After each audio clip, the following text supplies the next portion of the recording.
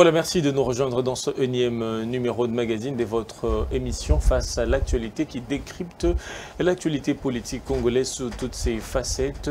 Et vous le savez, le chef de l'État poursuit ses consultations de manière individuelle, personnelle avec les acteurs politiques et sociaux. Après Jean-Pierre Bemba et Moïse Katumbi, il préside la 7e conférence de gouverneurs au cours de laquelle il a réitéré son appel à ce représentant provinciaux d'adhérer à sa vision, union sacrée pour la nation congolaise. Alors la question que l'on se pose, est-ce que cette l'union sacrée, cette nouvelle coalition pourrait engager de réformes dont le pays a besoin? Nous en parlons dans cette émission avec des invités sur ce plateau. Jean-Pierre Bélessi, il est cadre du Parti du Peuple pour la Reconstruction et la Démocratie. Jean-Pierre Bélessi, bonsoir et bienvenue. Bonsoir et merci pour votre invitation. Je suis non seulement cadre du PPRD, mais également je suis communicateur du PPRD. Communicateur, cadre et communicateur du PPRD. Alors de l'autre côté, à ma gauche, Adolphe Mukonzi, il est analyste politique. Bonsoir et bienvenue. Bonsoir et aussi journaliste sur Show TV.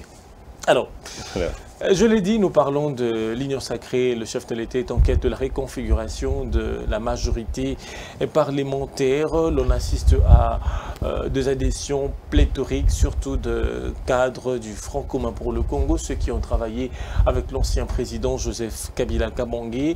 Est-ce que ces adhésions permettront-ils à Félix Tshisekedi de matérialiser sa vision politique? Adolphe Mukonzi. Je pense d'abord que, personnellement, jusque-là, l'union sacrée est encore en gestation. Pourquoi? Parce que le fait que Mabunda est tombé ne signifie pas que l'FCC est désarmé. Je serai optimiste les jours où je verrai au perchoir de l'Assemblée nationale les cadres de l'union sacrée ou la représentation de l'union sacrée. Parce que vous savez, le jour où Mabunda est tombé, il est tombé avec 200 députés qui avaient voté pour lui.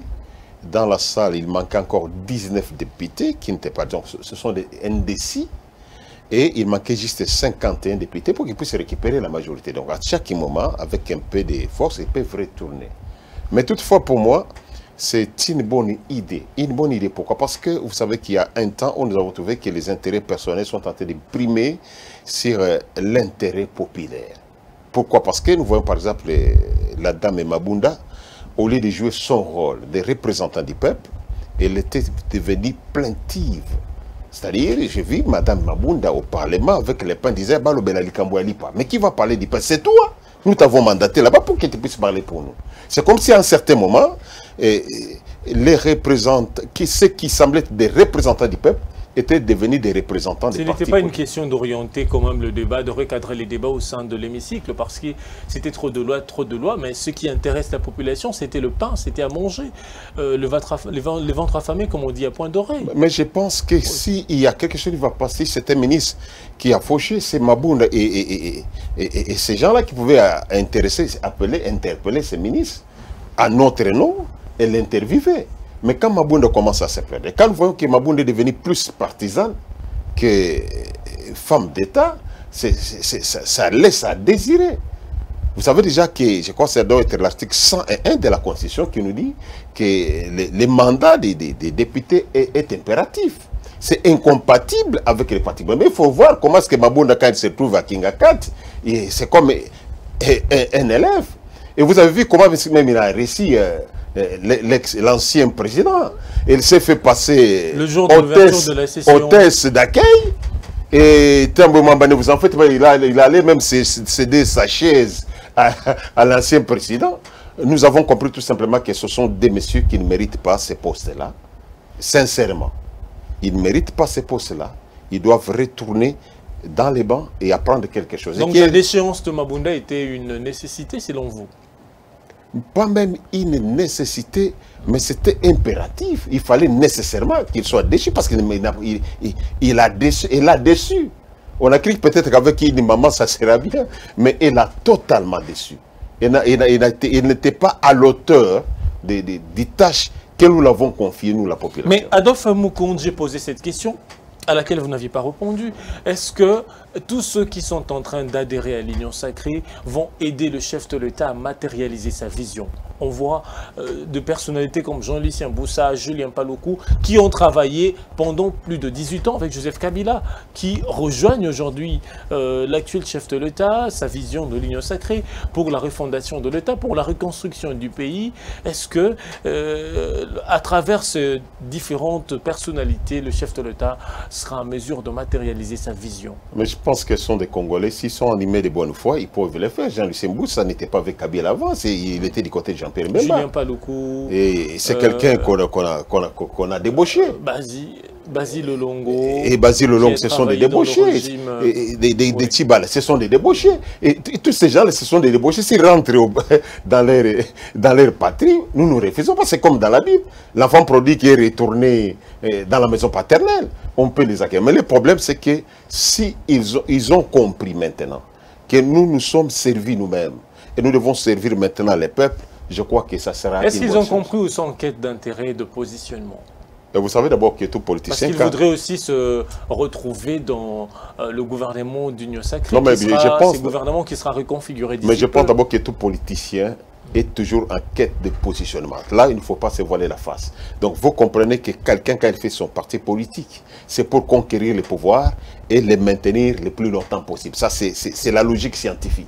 Donc, nous ne pouvons pas dire à quelqu'un qui a fait un parti politique, qui n'a pas besoin de pouvoir, qui n'a pas besoin de poste ministériel. Ça sera faux. C'est comme si vous allez dire qu'à cette maman qui prépare les beignets, qui n'a pas besoin de clients. Non. S'il ne peut pas les beignets, il faut qu'il y ait des clients arrivent et qu'ils puissent avoir l'argent. Donc, tous ces gens-là, étant des autorités morales, parce que le monde est devenu autorité morale, étant des autorités morales des partis politiques, ils doivent nécessairement se retrouver comme une fonction politique, ils doivent avoir des postes. Ça c'est normal. Donc, l'Union sacrée égale partage de gâteau, partage de butin? Mais l'Union sacrée, comment ils vont travailler? Parce que pour que l'Union sacrée puisse fonctionner, il faut qu'il y ait des ministres, il faut qu'il y ait des mandataires. Et les mandataires doivent... Alors, il y aura des frustrés comme au Front commun pour le Congo. Ceux qui ne vont pas se retrouver, ils risquent de se rébeller peut-être dans l'avenir. Hein? Mais se rebeller, ça fait partie aussi de la vie. Pourquoi est-ce qu'on va craindre la rébellion? Parce que c'est bon, rebelle, se retrouver dans les dictionnaires. L'Union sacrée a une courte vie alors? Non, pour moi, l'Union sacrée, nous sommes encore un peu sceptiques pour voir comment est-ce qu'ils vont se présenter et si c'est pour l'intérêt de la population. Moi, je vois d'abord l'intérêt de la population. Vous savez que nous sommes de cette... Intérêt de la population, vous évoquez partage de gâteaux quelque part? Non, là c'est organisationnel. Sur le plan organisationnel, ils doivent partager. Mais quelles sont les retombées de ces partages-là? Qu'est-ce que moi, Adolphe Mouko, je vais gagner? Imaginez un homme comme moi, là. Je me retrouve que j'ai des enfants qui ne travaillent pas et ils se sont mariés. Moi, Adolphe, j'ai fait élever mes enfants, j'élève les petits-fils. C'est inconcevable. Pourquoi? Parce que la politique n'a pas marché. Merci beaucoup Adolphe Mukonde. Jean-Pierre Bélessi, communicateur, cadre du Parti du Peuple pour la Reconstruction et la Démocratie, les anciens sociétaires de Joseph Kabila qui sont en train d'embarquer le bateau de l'Union sacrée pour la nation congolaise. En croire Adolphe Mukonde, c'est par conscience, ils ont pris conscience de ce qui s'est passé, ils ont préféré refonder, reconstruire le pays avec Félix Tshisekedi. Est-ce que ça serait une tâche facile pour le chef de l'État?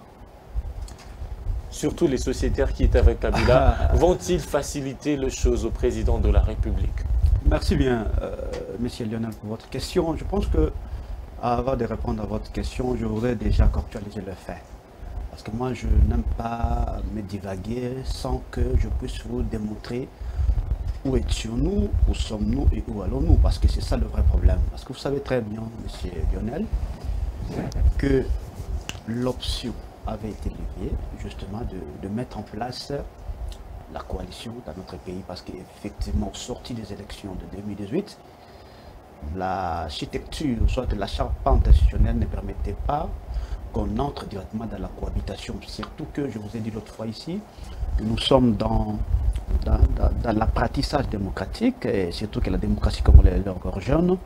C'est pourquoi vous avez constaté que l'ancien président Joseph Kabila, avec son frère, le président Félix Tshisekedi, ont levé l'option de mettre en place la coalition justement pour l'intérêt de la population. Parce qu'il faut quand même qu'on se le dise, Avant même que cette coalition puisse exister, il y a un programme de gouvernance qui était là. Ça, c'est une évidence. Parce qu'on ne pouvait pas se mettre ensemble tant qu'il n'y a pas un programme de gouvernance. Et c'est ce qui a été fait. Mais maintenant, on a compris que nos amis du cash n'étaient pas sincères dans le sens que la politique qui devrait être menée était pour l'intérêt du peuple, mais aussi ils avaient des calculs, mais par contre, pardon, ils avaient des calculs derrière la tête, ils avaient une autre vision, une autre politique qui devrait aujourd'hui mettre en place, c'est ce que nous constatons. C'est pourquoi ils sont dans cette logique-là. C'est pourquoi je vous avais dit l'autre fois ici que les consultations qui ont été initiées par les présidents de la République sont des consultations qui étaient des consultations trompe-l'œil. Parce que vous savez très bien, l'argumentaire principal qui avait été utilisé, c'était que le SCC était en train de bloquer le président de la République. C'était ça l'argumentaire. Le président l'a reconnu. Mais attendez, devant la nation. J'en arrive. Moi, je voudrais bien... Que vous l'avez humilié pendant 2 ans. Je voudrais bien... Je vais y arriver. Nous sommes dans l'émission, monsieur Lionel. Je voudrais bien que le président nous fixe là-dessus. Parce que le président a utilisé, n'est-ce pas, un langage qui est totalement flou, un langage qui n'était pas clair, dans le sens de dire que voici ce qu'ils m'ont fait, voici ce qu'ils ont posé comme action, qui ont constitué pour moi un blocage. Le président ne l'a pas dit. Le président s'est limité à dire on m'a bloqué. Mais je voudrais bien voir, du point de vue organisation de l'État, du point de vue fonctionnement même du gouvernement, voir là où le président a été bloqué. Qui a bloqué le président de la République? Comment peut-on dire ça? Mais c'est grave ici, monsieur Lionel.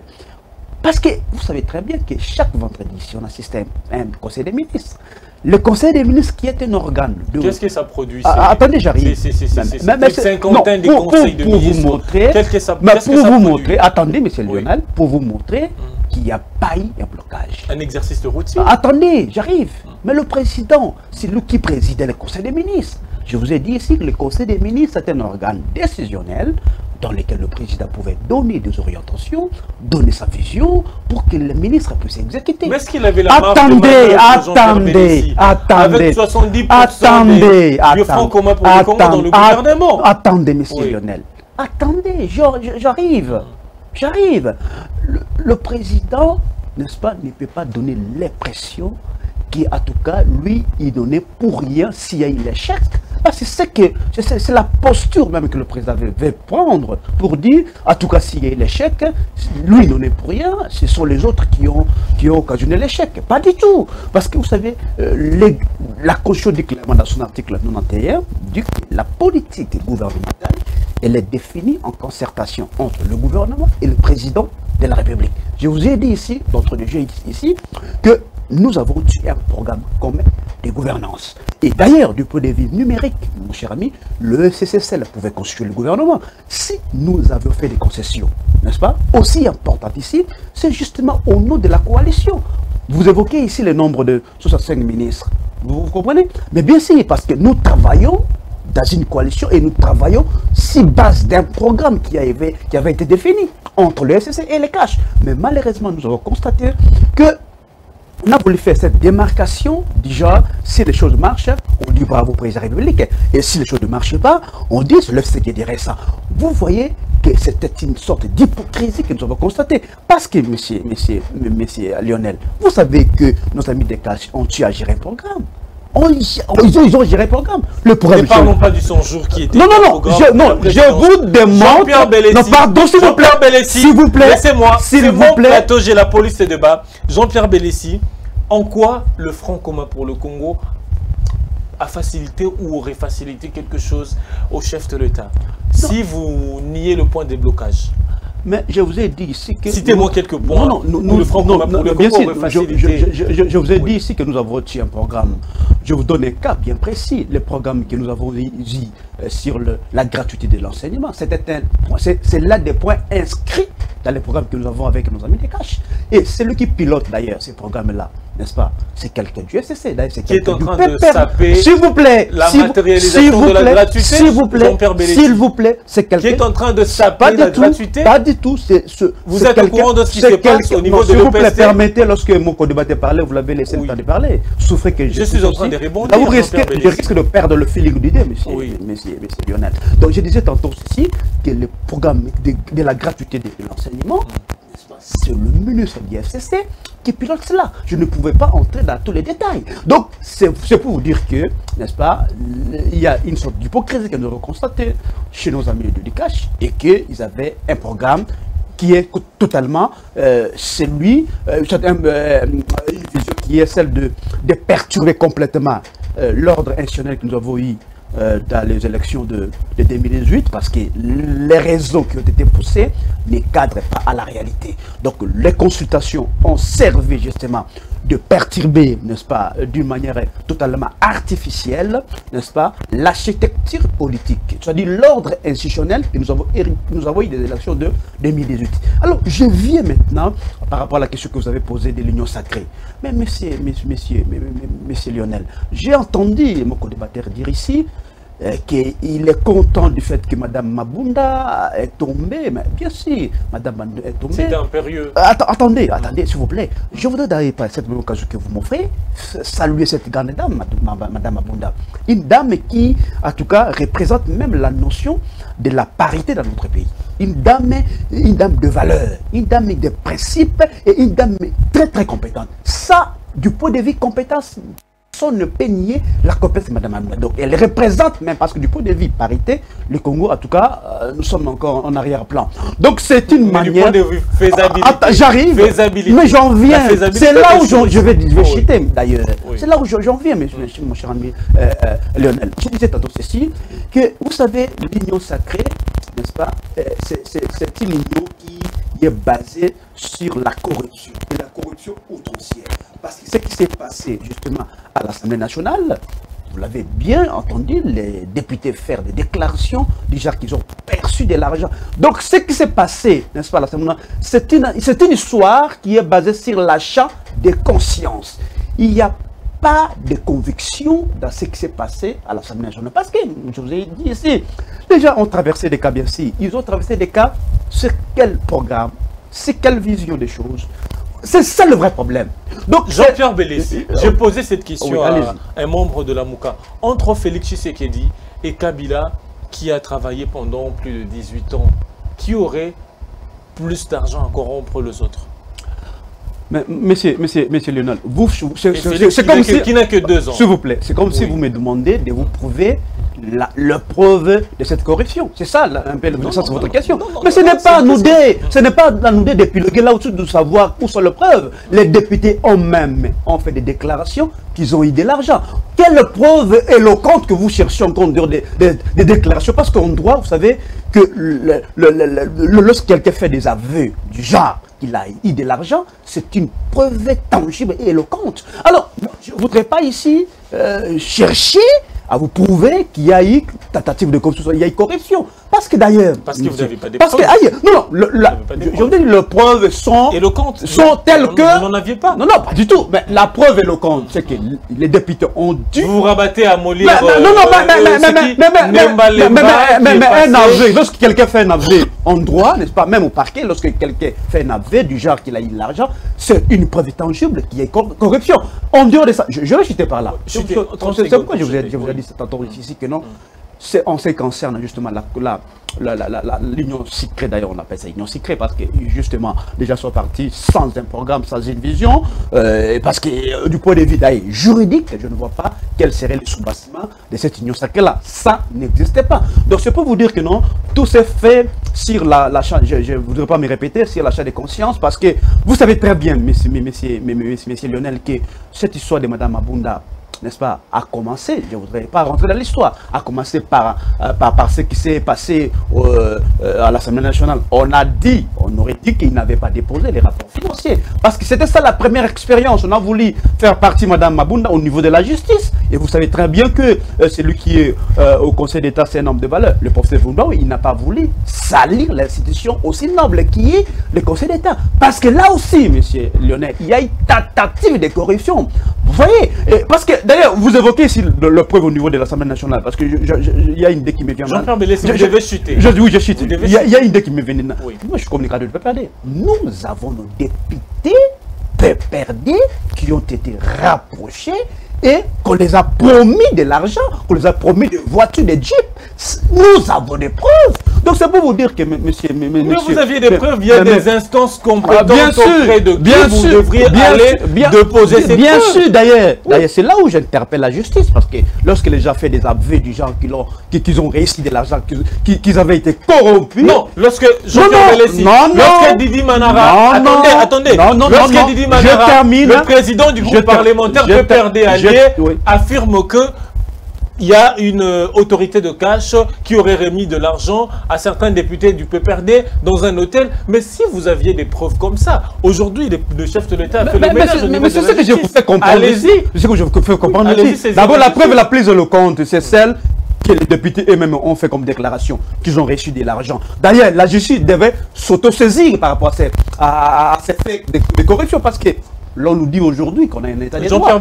Un état des droits se résume dans le respect des termes, mais aussi lorsqu'il y a des cas, je termine par là, lorsqu'il y a des cas aussi flagrants de la corruption, n'est-ce pas? Je pense qu'il faut que cette justice-là puisse saisir ces dossiers-là pour que, en tout cas, ceux qui ont... Merci beaucoup, Jean-Pierre Bellessi. Ceux qui ont été des corrupteurs et des corrompus doivent justement la justice être devant les barreaux pour justement se justifier des faits de corruption que nous avons tous déplorés. Merci beaucoup Jean-Pierre Bellessi. Adolphe Mukonzo, vous venez de suivre Jean-Pierre Bellessi, vous allez retorquer, repliquer d'un moment à un autre, mais le chef de l'État a reçu le week-end dernier Jean-Pierre Bemba et Moïse Katumbi, ces deux leaders de la Mouka, pour parler le mode opératoire de l'opérationnalisation de l'Union sacrée pour la nation. Pensez-vous que le triumvirat Félix Tshisekedi, Jean-Pierre Bemba Gombo et Moïse Katumbi pourraient résorber la crise actuelle? Alors, vous savez d'abord que Jean-Pierre Bemba, il est du nord de la République démocratique du Congo et sa maman est de Kisangani, c'est-à-dire ils sont dans le nord. Moïse Katumbi, il est vers le sud-est. Tshisekedi est du centre. C'est déjà plus de 3/4 du Congo qui est encadré. Parce que n'oubliez pas que les Congolais, nous sommes encore plus liés à l'ethnocité. Qu'on le veuille ou qu'on ne le veuille pas, nous sommes liés à ça. Cette raconte-là est tellement opportune aussi. Pourquoi? Parce que ce sont des gens qui sont ancrés sur les rues. Jean-Pierre Bemba a plus d'une vingtaine de députés, Katumbi une centaine. Vous comprenez déjà qu'ils ont des poids politiques au Congo. Donc, s'il se retrouve qu'il parle profondément, sincèrement. Avec quelques débauchés du FCC, ça pourrait faire... Non, mais ce ne sont pas des débauchés. J'ai dit que les gens sont retournés à l'époque. Vous m'avez parlé des messieurs des codes. J'ai dit que c'est l'FCC qui a débauché. Nous avons des gens comme Tibala, qui est en droit, parce que Tibala, c'est un avocat. Mais le cas de Paloukou. Je vais arriver. Tibala, en droit, il est avocat, il a eu la liberté provisoire. Quand est-ce qu'on l'a quitté? Est-ce qu'il a des documents? On a quitté Tibala. Donc, quelqu'un qui est en liberté provisoire, il devient ministre. Premier ministre. Premier ministre, vous comprenez la hauteur de la violation même des lois et de la Constitution. Donc, et je voulais rebondir un peu sur ce qu'elle a dit. Cette rencontre est importante parce que ce sont des gens qui sont des poids lourds. Ils ont l'ancrage sur l'opinion. Et ce sont des gens d'abord qui sont des hommes d'affaires et qui ont déjà géré. Jean-Pierre Bemba était déjà à l'époque d'un président, 4 vice-présidents, oui. Vice-président. Katumbi, c'était le gouverneur, les chouchous du PPRD. C'est lui qui leur a porté beaucoup de voix à cette période, le meilleur élu du PPRD. Qui a de l'ancrage dans le Katanga. Mais c'est le meilleur élu du PPRD. Donc nous comprenons déjà que ce sont des gens très importants par rapport à tous les frétins qui parlent comme des Manara, etc. Ce sont des frétins. Parce que... Non, j'ai dit... Jean-Pierre Bellessi, vous allez retorquer... je crois après, que la courtoisie veut que quand il parle, moi je suis calme. Et c'est montre tout simplement les PPD c'est les rassemblements des dictateurs. Vous comprenez qu'il continue? C'est ça la dictature. Alors continuez, Adolphe Mukonzo. Oui, Adolphe Mukonzo. Est-ce que vous pouvez quand même vous me tranquilliser? Jean-Pierre Bellessi. Monsieur, vous avez tout. Je vous promets. Je reviens. C'est un débat tout de même. Je reviens. Il a parlé de ce qui bloque les présidents. Je prends un cas. C'était 11e Conseil des ministres. Il y a eu une résolution. Il faut fermer tous ces ports, parce que depuis la loi des... illégaux. Oui, depuis la loi de 73, Mobutu avait fait que personne ne peut avoir des ports privés. Et les provinces comme les Bas-Congo, il y a des sociétés qui souffrent. Pourquoi? Parce que quand vous arrivez au niveau des Matadi, quand vous partez vers Boma, il y a des ports qu'on a ouverts, ultra-modernes, qui fait que ça concurrence les ports de l'État. Et on a décidé qu'on puisse fermer ceci. Le ministre est parti, il n'y a rien. 12e, 13e conseil des ministres, on a fait la même chose, mais le monsieur, le ministre arrive à Matadi, il va loger chez Ledia, au lieu de former les ports, dit que nous allons faire une concertation. Et cela, ça s'appelle comment? Blocage ou déblocage, ou mise en pratique.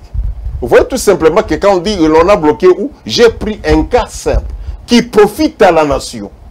Et personne ne veut que notre province du Bas-Congo puisse jouir de ces choses-là. Il faut que les individus puissent prendre ces choses en otage, en étouffant les entreprises étatiques pour les biens privés. Vous savez combien de gens se retrouvent à l'ONATRA? Nous, quand on grandissait à Kinshasa, on sait que cet homme de l'ONATRA, on les craignait. Ce n'est pas actuellement. Les l'ONATRA, ce sont des gens d'arrière-plan. Or, dans les temps anciens, les travailleurs de l'ONATRA, c'était des grands messieurs. Je le dis encore pour... Adolphe Moukound, revenons sur notre question, notre sujet. Vous aviez dit que Bemba, Katumbi, ce sont de poids lourds. Mais si avec Kabila, ça n'a pas marché, pensez-vous qu'avec Jean-Pierre Bemba et Moïse Katumbi... Kabila lui-même a dit, je sais que le monsieur du PPRD doit avoir l'aimabilité, l'élégance de comprendre que Kabila nous a dit que tous ces gens qui l'entourent, il manque 15 personnes. Personne n'a soulevé son petit doigt pour dire que moi, je suis... Pour le contredire. Non, non. Kabila nous a dit qu'il n'a pas 15 personnes qui peuvent avoir la vision de développer les pays. Et maintenant que lui-même avait cette ambition est parti, le reste devrait aller en congé technique. Parce que lui-même a reconnu, à la fin, il a fait un aveu pour dire je n'ai personne avec ces messieurs qui m'entourent, les professeurs, etc. Je manque 15 personnes qui peuvent aider à ce que le Congo puisse décoller. Et qu'est-ce qui vous prouve que maintenant, ils peuvent dire qu'ils peuvent développer le Congo? Il y en a pas. Je dis que quand il y a Jean-Pierre Mbemba, quand il y a Moïse Katumbi, et si, parce que j'ai dit, Marguerite dans l'Union sacrée, moi je reste jusqu'à la je reste sceptique. Je suis sceptique, pourquoi? Parce que j'ai entendu beaucoup de discours dans ce Congo. Plus rien ne sera comme avant. Tout va changer. Et la révolution de la modernité. Pendant que nous n'avons même pas la modernité, on fait la révolution. Vous comprenez un peu ça? Nous prendre comme des imbéciles. Là où il y a, comment on peut révolutionner quelque chose qui n'existait pas? La révolution de la modernité. Est-ce qu'il y a eu d'abord la modernité pour qu'on puisse parler de la révolution? Donc, c'est pour vous dire tout simplement que moi, les discours, ça ne m'intéresse pas. Ce qui m'intéresse, ce sont des actions. Tu sais que c'est croisé avec Katumbi, une bonne chose. Je les attends sur le terrain. Donc, il y aura des actions qui vont à la vision de la population, je vais les soutenir. Et s'ils vont poser des actes qui ne vont pas à la vision de la population, je serai toujours le premier à les combattre. Merci beaucoup, Adolphe Moukound. Jean-Pierre Bellessi. Je vais reposer la même question. Avec Kabila, ça n'a pas marché. Entre Kabila et Tshisekedi, les mariages de Kabila et Tshisekedi, il y avait beaucoup de problèmes, beaucoup de pots de banane, un peu beaucoup de choses. Aujourd'hui, Tshisekedi a préféré abandonner Joseph Kabila, se rallier à Jean-Pierre Bemba, ses anciens amours de Genève. Pensez-vous que cette symbiose, cette alliance peut résorber la crise et quel sera le sort de ce député-là qui adhère à l'Union sacrée? Ils se sont auto-exclus du FCC d'office? Merci bien pour votre question, mais avant de répondre, je voudrais un tout petit peu revenir sur quelques points que j'ai entendus ici sur ce plateau. Je pense que lorsqu'on parle de choses, il faut s'assurer que les informations que vous faites passer soient vraies. Parce que lorsqu'on dit on avait débauché Tchibala, on avait débauché, pardon, Sami Badiba et consort. Là, on est en train complètement d'oublier l'histoire, tout simplement, parce que vous savez très bien que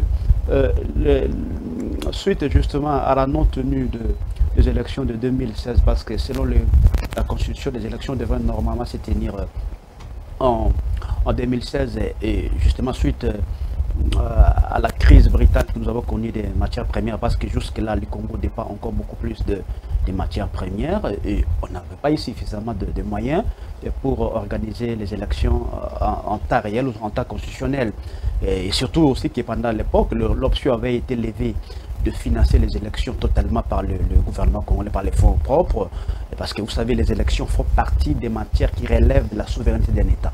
Voyez-vous, parce qu'en 2006, il faut le dire, qu'en 2006, on avait assisté... Il y avait des partenaires extérieurs, pareil que 2011. Exact, en 2011, mais timidement, mais en 2007, l'option avait été levée pour puisse financer les élections par les fonds propres. Alors, c'est ce qui a fait que lorsqu'il y a eu d'ailleurs on appelait ça à l'époque glissement, vous voyez, on a eu organisé le dialogue. Vous savez que le premier dialogue c'était celui de la Cité de l'Union africaine. Et c'est ce qui a... Edem Kodjo. Justement, Edem Kodjo, c'est ce qui avait fait sortir, justement, c'est le gouvernement de Sami Badibanga. Donc on dit aujourd'hui que Sami Badibanga avait été débauché. Je suis totalement peiné de constater que non, les gens ne savent pas l'histoire. Il en est de même aussi pour M. Chichibala. Vous savez, le rassemblement qui avait été prévu dans les dialogues de la Cité de l'Union africaine, c'était prévu que le Premier ministre devrait normalement venir du rassemblement. Mais quel rassemblement? Bien sûr, mais ce n'était pas notre affaire. Nous, il y en avait quel rassemblement? Mais il y en avait sur ce 2 ou 3, ça dépendait de l'organisation. C'est comme la FDC, aujourd'hui. Ce n'était pas notre problème. Nous nous attendions au rassemblement parce que selon l'accord, le Premier ministre devait venir du rassemblement. On nous a présenté un rassemblement qui avait choisi un Premier ministre et le président Honoré Joseph Kabila avait nommé ce Premier ministre qui était totalement... Mais ce n'était pas notre problème, qu'il soit fondé ou pas, mais nous avons vu en face de nous le rassemblement qui était là et on nous a proposé un Premier ministre. Et le président de la République, Honoré Joseph Kabila, l'a nommé. Et puis le pays a marché. Et surtout que l'importance, l'essentiel était ici, que nous puissions organiser l'élection. Parce que vous savez très bien qu'il y avait une tension du genre que le président Honoré Joseph Kabila devrait s'éterniser au pouvoir. Il voulait faire un troisième mandat. Et pourtant, l'option était levée que les élections soient organisées par les fonds propres. Donc c'est ça, c'est un faux débat. Je pense que c'est ça l'histoire. Et que les gens viennent ici pour dire qu'on avait débauché Chichibala et consorts. Pas du tout. Alors, je reviens maintenant à votre question pour dire ceci. Vous savez, moi, je vous ai dit d'entrée déjà ici que non, on ne peut pas venir dans une association sans savoir le but poursuivi, sans savoir justement quel est le programme que vous êtes parti exécuter. C'est un peu ça l'histoire de l'Union Sacrée. L'Union Sacrée n'a pas un programme. C'est comme le FCC. Non, le FCC, les qui n'a pas un idéal. Non, le FCC, non, je dis en termes de programme, parce que c'est un programme de gouvernance. Ils sont dedans pour gouverner. Et c'est quoi le programme? C'est ça le vrai problème. C'est quoi le programme de l'Union Sacrée? Les gens sont partis sur quelle vision? Est-ce qu'il y a un programme sur lequel les gens... Parce qu'on pouvait discuter, M. Lionel. Améliorer le social. Non, mais c'est quoi? Mais c'est quoi les sous-bassements? Moi, je vous ai dit ici qu'entre le FCC et les CACH, il y avait un programme en amont. Ici, c'est comme si, parce que j'attends mon ami, il dit, mon frère, mon co-débatteur, il dit qu'il est sceptique, il ne sait pas encore comment ça va fonctionner. Ça dit que les gens sont partis sans savoir réellement ce qu'ils vont faire de la République.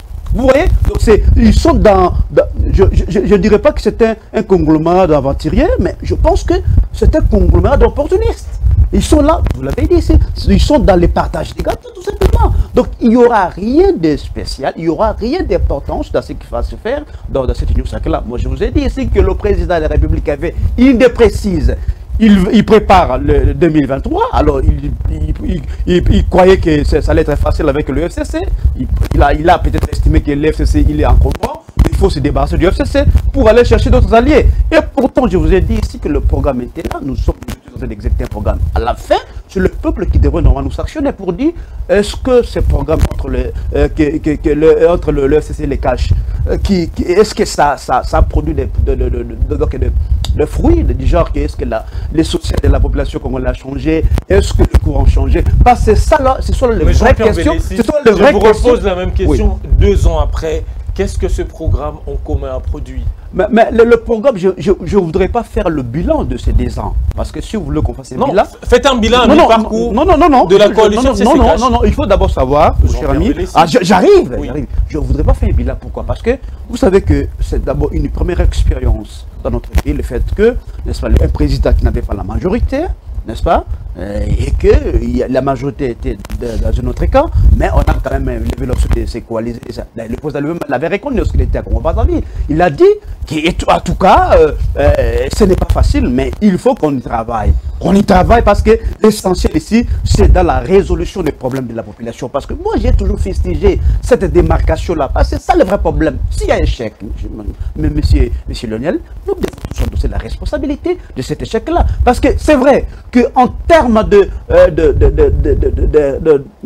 préoccupations majeures de la population, en tout cas, jusque-là, nous n'avons pas encore répondu concrètement, n'est-ce pas, à ces aspirations-là. Vous êtes conscient? Je suis conscient, bien sûr, nous vivons avec cette même population, mais l'essentiel c'est quoi? Il faut qu'on y travaille. C'est ça. Donc, là où il y a des personnes, les problèmes ne manqueront jamais. Mais l'essentiel c'est quoi? C'est qu'il faut qu'on se ressaisisse pour voir là où il y a des problèmes, là où il y a des échecs, pour qu'on y travaille là aussi, au lieu de nous amener dans les 4 chemins. Donc vous voulez réconcilier Kabila Tshisekedi? Non, je ne l'ai pas dit, je dis dans ce cadre-là, dans ce cadre entre le FCC et les 4, parce que c'est ça ce que j'ai dit ici. Déjà, c'est ce qu'on entend parler auprès de certains cadres du FCC, il faut réconcilier Kabila Tshisekedi. Non, j'ai déploré ici l'hypocrisie qu'il y avait dans cette famille-là, la coalition qu'il y avait justement entre le FCC et le CACH, parce que cette démarcation qu'on faisait, que c'est le malheur du Congo, c'était le FCC. Et pourtant, nous étions dans la coalition. Nous étions dans une même famille, dans une même armée. Pourquoi lorsque les choses marchent, on dit oui, c'est le président, et pourtant il est dans une coalition. Vous voyez, c'est ce que nous avons tous reproché. On a reproché à nos amis. Ils devraient être sincères pour dire, c'est vrai qu'il y a des problèmes, comment trouver des solutions. Parce que, monsieur Lionel, il faut savoir que dans cette coalition, il y a eu des mécanismes qui avaient été prévus. Que s'il y a s'il y a un problème, il y a une commission qui va travailler pour, en tout cas, solutionner ce genre de problèmes, ce genre de couacs. Mais on n'est pas passé dans cette commission-là. Mais l'on a assisté, c'était le contraire, on assistait à des escalades. Mais justement, Kaboul est en train de parler autre chose, Chadar est en train de chercher à paralyser la République. Mais parce que justement, on a constaté que nos amis n'étaient pas sincères avec nous. Ils n'étaient pas sincères. Parce que, regardez, monsieur Lionel, je vous ai dit ici d'entre des jeux, je vais peut-être aimer par là, d'entre des jeux ici que non, le FCC seul pouvait constituer le gouvernement parce que nous étions majoritaires, n'est-ce pas, à l'Assemblée nationale. Mais si nous avons fait des concessions, c'est parce que nous avons accepté de coaliser avec nos amis. Donc on a dit faire des concessions dans le sens de vouloir mettre en place la coalition pour l'intérêt de la population. Mais malheureusement, n'est-ce pas, pour des intérêts mesquins, pour des raisons peut-être électoralistes de 2023, parce que justement c'est cela la vérité, on a mis faire cette coalition pour des raisons totalement illicites, parce que pour des faits qui ne cadrent pas avec la réalité, pour des raisons qui ne cadrent pas avec la réalité, mais aussi les mécanismes, mais aussi les moyens qui ont été utilisés totalement pour mettre fin à cette coalition sont totalement illicites, messieurs. Merci beaucoup Jean-Pierre Bellessi. Adolphe Mukunz, Jean-Pierre Bellessi a dit l'Union sacrée n'a pas de programme, l'Union sacrée n'a pas de texte fondateur, je dirais ainsi. Exact. Adolphe Mukunz, pensez-vous que cette nouvelle coalition pourrait, c'est la question principale que j'ai posée, pourrait engager des réformes dont le pays a besoin? Déjà, ça commence avec, c'était avec les projets 100 jours, hein? C'était comme ça, et 100 jours, mais il n'y avait pas de gouvernement. On fasse d'abord le bilan de ces programmes, mais c'est important. Adolphe Mukunz, est-ce que cette coalition, cette union sacrée pourrait engager des réformes dont le pays a besoin? Déjà, ça commence mal, ça n'a pas de texte fondateur. Jean-Pierre Bellessi a dit qu'il n'y a pas de vision claire, très bien définie sur cette union sacrée. Est-ce que M. Bellessi pouvait nous dire quelle était la vision qu'a dit FCC? Il n'y en a pas. C'était une plateforme électorale au départ. C'est-à-dire que c'est une histoire qui n'a même pas les sous-bassements juridiques. Plateforme électorale, monsieur. Je dis, ça n'a pas de sous-bassements juridiques. C'est quelque chose qui existe, qui est dans leur tête. Si les plans juridiques FCC n'existaient pas. C'est adhéré sur quel numéro? C'est sur quel numéro? Il n'y en a pas. Et comment ces gens-là se sont retrouvés là-bas, les types à la délit des PS, etc. Ils ont fait les buts auto là-bas pour faire IFCC. C'est pas possible ça. Et quand ils se sont croisés là-bas, il y a des sociodémocrates, des libéraux, des ceci, et des centristes comme Moussa Nyamwisi. Et comment expliquer Cette plateforme politique, c'est dans les codes là. Moussa Niamboussa n'est pas du FCC. Non, je parle de celui des codes. Jean-Lucien Mboussa. Jean-Lucien Mboussa. C'est toujours les Mboussa, toujours. Jean-Lucien Mboussa, centriste, et PPRD, les social-démocrates, Palou, des libéraux. Ils se sont, ils se sont, un fourre-tout. Et ils se sont assemblés avec quelle idéologie? Vous comprenez que c'est ce qui existe toujours au Congo. Donc il n'y a pas de leçons à donner parce que FCC n'a ni de soubassement juridique ni idéologique. Ils n'ont même pas un programme. Quel est le programme de FCC? Mais les programmes de l'Union Sacrée, je vais y arriver. C'est pour vous dire tout simplement que là où il y a les programmes, ce sont les hommes qui en fabriquent, c'est comme un enfant qui naissait sans certificat. Mais l'enfant, quand il arrive d'abord, non, l'enfant naît d'abord et puis les certificats viennent après. C'est mon avis à peu près entre 14 ou 15 jours après la naissance que les certificats arrivent. Donc, pour moi, je pense que nous avons autant souffert. Et vous avez demandé les bilans de 2 ans de leur cohabitation, il ne vous a pas donné les bilans. Il ne vous a pas donné les bilans. Je prends exemple, ils ont un communicateur qui sont là-bas. Adolphe Mokound, je reviens sur ma question. Rapidement, parce qu'on va terminer dans quelques minutes. Par quel mécanisme cette union sacrée, cette nouvelle alliance pourrait répondre aux besoins de la population? Bon, je dis tout simplement, déjà, avec Kabila et consorts, ça n'a pas marché. Non, moi, par quel mécanisme? Je dis que c'est le problème tout simplement de la volonté des hommes. Que ce soit des écrits, que ce soit des énoncés, ça sort des volontés des individus. Quand il y a les individus qui s'assemblent autour d'un objectif qui est comment relancer l'économie du pays, comment faire sortir notre pays de ces marasmes, comment arriver à mettre fin à la guerre de l'Est, parce que depuis que Kabila existe, chez nous, à l'Est, il y a la guerre. Kabila est parti, Kabila n'est plus aujourd'hui. La guerre continue. Il y a l'État islamique qui venait de revendiquer une attaque à Beni dans un village. J'ai dit tout simplement que pour que Ilou Kamba soit nommé, il y a eu l'accord de Kabila. On ne doit pas s'y voiler la face. Kabila n'est pas. Il est parti où? Ilou Kamba sauté de lui-même? Non. Mais il y aura aussi des concessions pour l'Union sacrée avec Bemba, Katumbi. C'est ce que j'ai dit. C'est la même démarche. C'est qui m'a dit que Kabila est parti, il est trompe. Avant que tu sois ministre, il faut qu'il y ait l'autorisation de Kabila. Et quand bien il nous parle, il dit qu'il doit se croiser. C'est Kabila, il a dit qu'il se croise avec son frère. Quel est son frère? Qui est son frère avec qui il doit se croiser? Il a dit ça. L'émission est passée. Il a dit que j'ai préféré qu'il se croise avec son frère. Son frère, c'est qui? C'est Kabila. Moi, je n'ai pas dit ça, monsieur. Kabila je ne veux pas dire ça que je n'ai pas dit, monsieur. Vous allez répliquer parce que nous sommes presque à la fin. Notre problème, si nous arrivons d'abord à mettre fin à la guerre de l'Est, où mes frères, mes tantes sont tentés de mourir comme des chiens, où nous trouvons des gens qui sont réfugiés dans leur propre pays, où il y a les gens qui ne savent pas aller dans son champ, où il y a des gens qui ne savent pas habiter sa case. Donc, si ces gens-là pouvaient se rassembler, qu'on puisse trouver la solution à cette situation-là, je serais l'homme le plus heureux. Mais s'il y a les gens qui vont se croiser pour tout simplement défendre telle personne ou telle autre personne, moi je suis contre. Je dis que ces gens peuvent se rassembler avec les idées, avec les pensées, pour que le pays se développe, ça doit se développer. Merci beaucoup. En quelques minutes, Jean-Pierre Bellessi, vous allez respecter les minutes en quelques minutes. Ouais. Pensez-vous que ces nouvelles alliances pourraient apporter quelque chose au pays? Pas du tout, monsieur Lionel. Vous sentez la difficulté avec laquelle beaucoup de pour pouvoir répondre à cette question-là. Il n'a pas des éléments. Il essaie de vous répondre, mais il n'a pas pu, monsieur Lionel. Parce que vous lui avez posé la question de savoir quel est le programme. Il s'est rabat pour dire quel était le programme du FCC. Le FCC, c'est une plateforme électorale, comme les caches, monsieur. Vous comprenez? Et le FCC, c'est le prénom de la majorité. Parce qu'au sein de l'Assemblée nationale, il y a 3 registres. Si vous ne le savez pas peut-être. Il y a un registre, n'est-ce pas, pour la majorité, un registre pour l'opposition et il y a un registre pour les indépendants.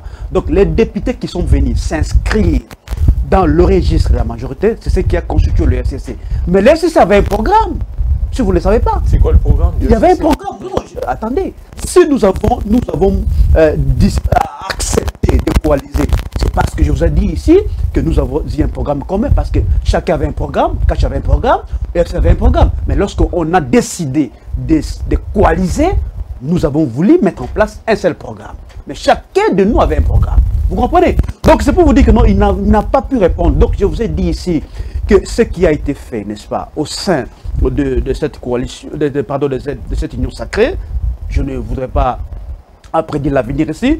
Mais monsieur Lionel, je vous donne 2 ans. Vous allez voir que cette histoire des Unions Sacrées-là va se disloquer. Parce que je sais que les gens sont partis sur base des intérêts totalement personnels. Il n'y avait pas la conviction. Parce que si au moins il y avait un programme sur lequel on peut, n'est-ce pas, en tout cas, discuter pour faire la comparaison entre l'ancien programme qui était celui d'IFCC Les Caches, et qu'aujourd'hui il y a un nouveau programme, et faire la comparaison pour voir lequel de ces 2 programmes est le meilleur, là au moins ça pouvait avoir un sens. Mais ils sont partis parce qu'on a mis sur la table des espèces sonnantes et trébuchantes. Et moi je dis, non, il ne faut pas que le peuple congolais s'attende à quelque chose de sérieux dans cette union sacrée-là.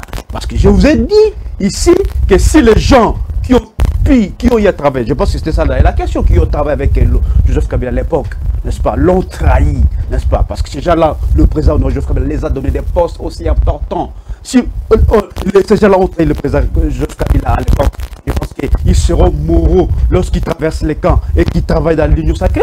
Je ne pense pas. Je vous dis que non, il ne faut pas du tout s'attendre à quelque chose. Mais quel est l'essor de ces gens-là qui ont des réalités? Mais d'ailleurs, je ne voudrais pas vous donner un élément ici important. Certains de nos députés qui avaient en tout cas traversé les cas reviennent dans les barricades. Oui, ils reviennent dans la famille. Vous en êtes sûr? Effectivement. Et je pense que la commission de crise qui a été mise en place justement, c'est dans le sens justement de voir pourquoi est-ce qu'il y a eu cet échec-là. Parce qu'il faut quand même dire que c'est un coup politique que le président Félix Tshisekedi nous a infligé. Un échec pour votre coordination? Non, bien sûr, je vous ai dit que c'est un coup politique que nous avons, en tout cas, d'ailleurs accepté sportivement, parce que c'est ça la beauté de la démocratie. Mais aussi, il faut reconnaître que cette union sacrée, le président Félix Tshisekedi va totalement nager dans les eaux qui seront imbibées des crocodiles, et des crocodiles très, très féroces, parce que je ne vois pas ces gens-là partir sur base d'un idéal, sur base d'une vision précise pour le changement de la République. Merci beaucoup Jean-Pierre Bellessi. Alors, en 1 minute, Adolphe Mokonde, puisque nous chutons déjà, nous attendons la nomination d'un informateur pour la formation d'un gouvernement. Vous allez chuter, oui. Okay. Pour la formation d'un gouvernement d'union sacrée, quel pourrait être le profil de ce nouveau Premier ministre? On ne peut pas avoir un informateur sans qu'il y ait les bureaux de l'Assemblée. Ça sera aller en dehors de la Constitution. Donc, c'est-à-dire, il faut qu'il y ait d'abord un bureau qui fait tomber Ilou Kamba. Parce que jusque-là, il n'y a pas un article qui permette de chasser Ilou Kamba. Ça ne lui est pas permis. Donc, il ne peut pas le faire. Donc, l'unique possibilité, c'est l'Assemblée qui doit déchoir Ilou Kamba sans sa volonté. Ça, c'est la loi. Maintenant, parler de l'informateur, ça, c'est à lui. C'est le pouvoir discrétionnaire du président de la République. Non, je parle du profil du nouveau Premier ministre du gouvernement d'union sacrée. Non, le Premier ministre parlait du profil comme tel. Mais je pense qu'il doit être un rassembleur. Ça, c'est un. Comme Ilunga Kamba. Non, Ilou Kamba n'a jamais. Non, ça, je ne veux pas qu'il utilisait des gros mots. C'est un professeur d'université. Rapidement, vous avez 1 minute. Ilou Kamba n'a jamais joué ce rôle-là parce qu'il y avait un monsieur qui passait pour parler à la place d'Ilou Kamba. Nous l'avons vu, on le fait un communiqué. Il pense qu'il n'est même pas administratif. Ça ne s'est jamais fait comme ça. Donc lui, il a joué le rôle des mots qu'on peut utiliser autrement. C'est difficile d'utiliser ces mots-là. Donc moi, je préfère. Il doit être un rassembleur. Deuxième chose, il faut être quelqu'un qui maîtrise bien les méandres de la République. Parce que nous avons comme Jean-Pierre Bemba, Moïse Katumbi. Oui, Moïse Katumbi, oui. Je préfère Moïse Katumbi comme Premier ministre. Mais il a travaillé avec Kabila. Non, moi je ne suis pas contre Kabila. Moi, je suis des gens qui veulent que Kabila puisse rester au pays. Et je préfère un peu que peut-être vers 2023 ou 2028, on voit 3 anciens présidents comme ça se passe au Ghana. Moi, je ne suis pas pour les gens qui disent qu'il faut libérer Kabila au CPI. Et nous allons gagner quoi? Parce qu'on a un peu été au CPI, on a découpé même son appareil avion, on n'a rien gagné. Donc, je préfère que Katumbi il peut jouer un bon rôle du Premier ministre. Et puis, même si on le met au ministère de la Défense, ça serait mieux. Merci beaucoup. Adolphe Mokonde et Jean-Pierre Bellessi, je vais chuter partout en 1 minute. Pourquoi Ilunga ne veut-il pas démissionner? Il est là au nom de la coalition. Bien sûr, monsieur, Félix n'en veut plus. Non, monsieur, je vous dis que on a voulu mettre fin à cette coalition. Il attend une motion de l'Assemblée nationale. Par des moyens totalement artificiels. Attendez, vraiment totalement artificiels, parce que les raisons qui ont été évoquées ne cadrent pas avec la réalité. Mais il ne faut pas que vous puissiez se faire des idées du genre que le FCC c'est déjà fini. Vous allez voir que le FCC va rebondir. Là, je vous le promets. Vous allez voir même dans ce bureau ici de l'Assemblée nationale qui va être installé bientôt là, vous allez voir que non, le FCC va présenter les candidats à tous les niveaux. Et j'ose croire que le FCC va renfler la majorité encore dans cette Assemblée. Vous allez voir, je vous mets un défi. Le bureau de l'Assemblée nationale. Bien sûr, je vous mets un défi, vous allez voir. La majorité n'est-elle pas requalifiée? Non, non, je vous ai dit ici que non, il y a certains députés qui ont pris conscience déjà que ce qu'ils avaient fait était une traîtrise et ils sont revenus dans les barricades. Je ne voudrais pas vous donner les nombres de ceux qui sont revenus. Donc c'est pour vous montrer que le FCC, ce n'est pas encore fini. Nous y travaillons. La commission de crise qui a été mise en place, c'est justement de chercher comment, n'est-ce pas, recoller les morceaux. Parce qu'effectivement, la chute de Mme Abunda, c'est quand même, elle nous a un tout petit peu bousculé. Donc vous êtes en train de bloquer le gouvernement de pas du tout, pas du tout, en vue. Pas du tout, pas du tout. Mais je vous dis que non, le FCC, comme vous faites croire à la population que c'est fini, le FCC c'est fini. Mais vous allez voir que le FCC va se requinquer, n'est-ce pas? Et vous allez voir que nous allons, une fois encore, être majoritaire au sein de l'Assemblée nationale. Et maintenant, dans ces conditions-là. Quel mécanisme sous... Mais je vous ai dit ici que non, nos députés rentrent petit à petit à la maison parce qu'ils ont compris que ce n'était pas une manière aussi aisée de faire une tricherie du pouvoir, dans le sens qu'ils sont partis parce qu'on les a proposé de l'argent, parce qu'on les a proposé des jeeps. Malheureusement, jusque-là aussi, monsieur Lionel, ces promesses-là tardent à se concrétiser. Et c'est pourquoi ils se sont rebuffés pour dire, là où nous étions partis, c'était des promesses vaines et que nous allons rentrer dans notre maison pour être fidèles et loyaux à notre autorité morale. Vous avez beaucoup de secrets du camp adverse. Merci beaucoup. Pardon? Vous avez beaucoup de secrets du camp adverse. Mais je vous ai dit, c'est ça la vérité. Il n'y a pas question de voir ça. Mais là, ce qui a été fait, monsieur Lionel, vous êtes un juriste bien averti, n'est-ce pas? Les gens ne sont pas partis parce qu'il y avait un programme, parce qu'il y avait une vision bien précise, j'insiste là-dessus, mais les gens sont partis parce qu'on avait mis de l'argent sur la table. Et je suis triste aujourd'hui que la corruption soit inscrite parmi les modes de gouvernance de notre pays. C'est très grave parce que ici, si la corruption, je termine par là. Je termine parce que si la corruption fait partie maintenant des modes de gouvernance pour avoir la majorité à tout prix, je ne vois pas là où on va nous parler un instant. Ça a été pratiqué déjà avec les régimes Kabila. Là, pas du tout. Non, ce sont. Voilà. Merci beaucoup à Jean-Pierre Bélessi, cadre communicateur du Parti du Peuple pour la Reconstruction, d'avoir été des nôtres ce soir. Merci beaucoup, monsieur. Merci également à Adolphe Moukoundz, analyste politique. Mais il faut qu'il s'assied, mais il est du cash. Il n'est pas du cash, c'est un analyste politique. Pas du tout, il est tendancieux, il est toujours du côté cash. Alors, merci beaucoup à mes invités qui m'ont honoré ce soir, cette soirée, pour le compte de cette émission Face à l'actualité. Avec eux, nous avons eu à décrypter l'actualité congolaise. On parle de l'union sacrée ou sucrée, comme le disent ceux du Front commun pour le Congo. Jean-Pierre Bélessi l'a dit, et chacun a donné sa raison, chacun a donné sa vision par rapport à l'union sacrée qui s'étend à se formaliser. On est fini pour ce magazine. Merci de l'avoir suivi. Le rendez-vous est pris le mardi prochain.